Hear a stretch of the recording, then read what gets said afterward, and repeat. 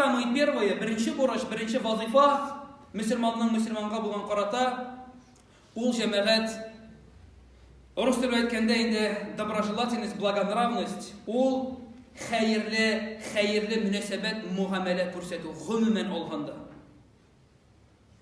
Гомумән алганда Расулыбыз саллаллаху алейхи ва саллям нәрсә диде?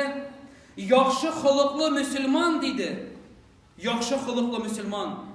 Ул төннәрен тәһәҗҗүд намазлары укып, көннәрен көн узын ураза тоткан кеше кебек диде. Һәм әйтте икенче бер хәдисендә, кыямәт көне үлчәүләрдә, мизанда иң авыр әйбер ул яхшы холык була диде. Яхшы холык. Әмма дә син каядыр мәчет, мәдрәсә төзеп куеп, кемгәдер син хәйриячелек белән шөгыльләнеп, булышып шул вакытта телеңне, кулыңны башкалардан имин кылмыйсың икән. Юк, җәмәгать, синең бу гамәлең бәяләнмәскә мөмкин гомумән. Шуңа күрә Расулыбыз саллаллаху алейхи ва саллям әйтте, мөселман, бигрәк тә мөселман карата иң яхшы, иң хәерле мөнәсәбәттә булырга тиеш.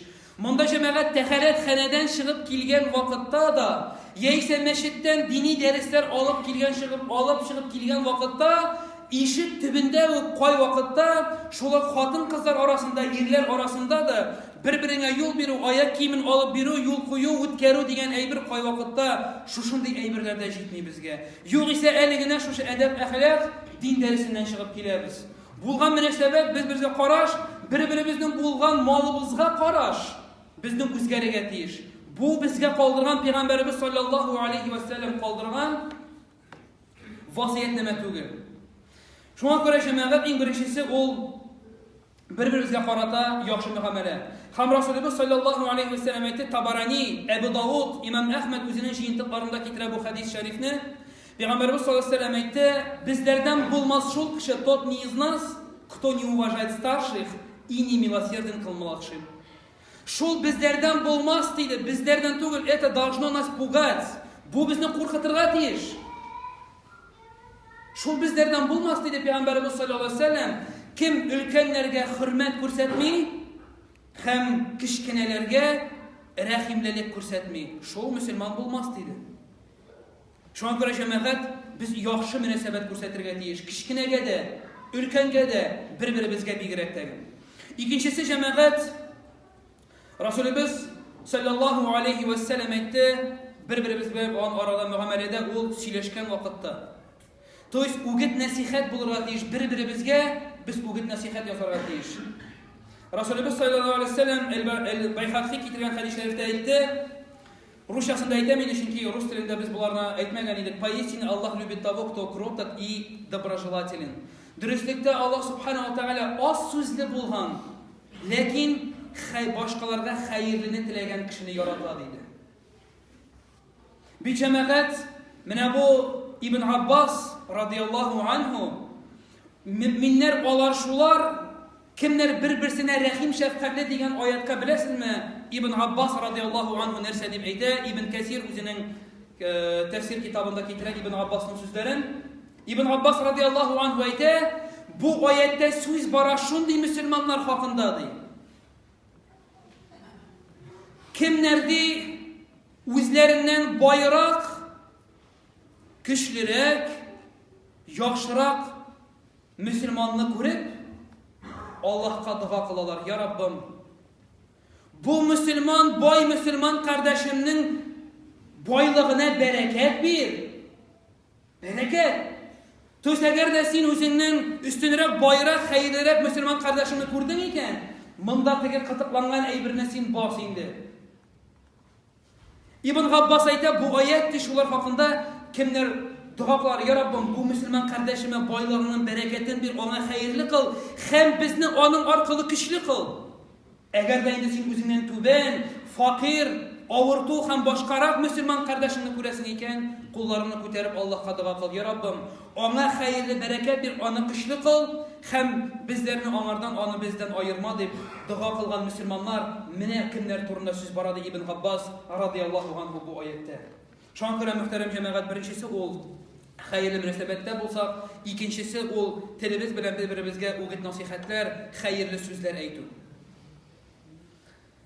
Üçüncüsü cemaat Resulümüz sallallahu aleyhi ve sellem üçüncü kaide Müslüman bilen Müslüman arasında bulurga tiyişi üçüncü kaide ol Peygamberimiz sallallahu aleyhi ve sellem'nin Abdullah ibn Mesud'a birgen uğut nasihatinde görünür. Karagız nişik terbiyeledi Peygamberimiz özünün sahabelerini, как он воспитывал своих сподвижников. Peygamberimiz sallallahu aleyhi ve sellem etti ya Muaz gafı etiniz Muaz'a ol aytdı ya Muaz min sana bir neçe eybirini vasiyet kılam. Birincisi her vakitte будь богобоязненным, her vakitte takva bol. Allah karşında günah kılıdan kork Muaz. İkincisi her vakitte söylegen vakitte bari tek hakikatini söyle. Говори всегда правду. Hem üçüncüsü aytdı. Соблюдай договора. Kilişinlerini her vakitte ey Muaz jirine jitkirip öte. Galimler aytadilar cemaat kilişu bu mina da бар bizga da qabıla cemaat.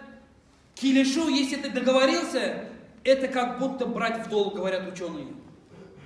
Эгер де сен кимнен де булса килиштиң икән, сәгать 5-ке мин мәчеткә киләм, дустым, туганым, брат, ахи, встретимся в 5 часов, в 17 часов в мечети. Ты должен быть там. И когда ты опаздываешь, говоришь, брат, была пробка, ты знаешь, что в 5 часов час пик. Выезжай из дома в 3 часа.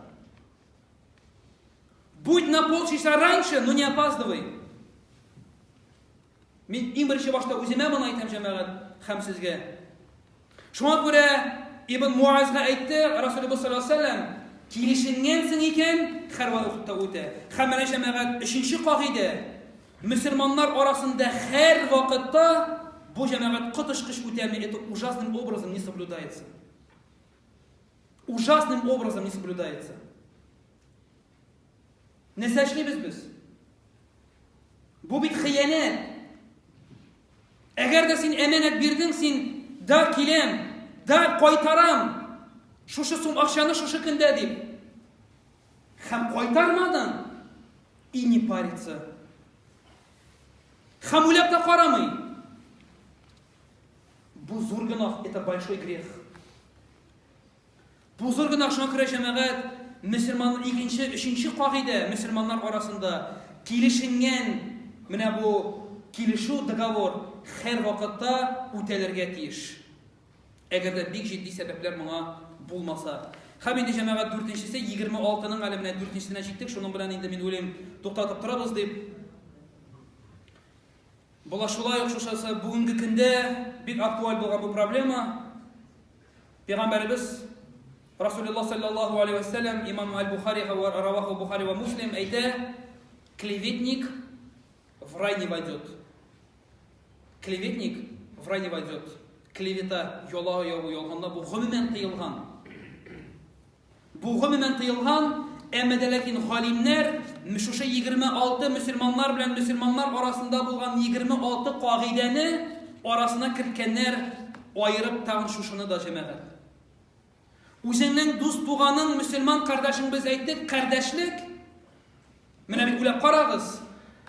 Үзеңнең әтиең, бер туган абыең, энең турында сөйләгәнен яратасыңмы син, үзеңнең сөйләгәнен яратасыңмы? Тебе бы понравилось, если бы о твоем родном брате, старшем, младшем или сестре говорили плохое? Юк. Беренчедән без сөйләгән вакытта без кемнеңдер абыйсы, энесе турында сөйлибез. İkinciden cemaat kimningdir артында гомумән сөйләү аның нашар гадәтләрен аңа ошамый торган. Бу cemaat тыелган гомумән һәм мөселманнар арасында бигрәк тә. Һәм әгәр дә без ишетәбез икән, ике кардәшебез туган мөселман кардәшебез сөйләшеп торалар, без подошли туда третьим. Слышим, что они разговаривают о нашем брате, которого здесь нет. Безнең бурыч не подливать масло в огонь. Яңган утка утын өстәргә түгел, о, әйе, шушы мин кирдән, ана бер кемне җүнсезне дип. Туктагыз, бу ярамый, бу харам. Бу харам ашамагыз кардәшегезнең итен дип җәмәгать безгә туктату шуңа күрә тиешле булыр. Һәм инде әйдәгез 5-нчесе, соңгысы Расулыбыз саллаллаху алейхи ва саллям әйтте, 5-нче кагыйдә мөселманнар белән мөселманнар арасындагы Пәйгамбәр саллаллаху алейхи ва саллям әйтте русчасында укыйм җәмәгать хадисның: "Не подавать мусульманам прекращать общение с братом по вере не более чем на 3 дня. Отворачиваться друг от друга при встрече, и лучший из них тот, кто приветствует первым". Бухари ва Муслим. Пәйгамбәрбез саллаллаху алейхи ва саллям әйтте, әгәр дә мөселманнар диде, берсенә берсе үпкәләсәләр, үпкә җәмәгать 3 көннән дә артык барырга тиеш түгел. 3 көннән артык үпкәләп йөрү теге яисә бу сәбәп буенча шәригатебездә купламый. Максимум 3 дня. Иң күп дигәндә 3 көн үпкәләргә мөмкинлек бар. Иң хәерле рәвештә.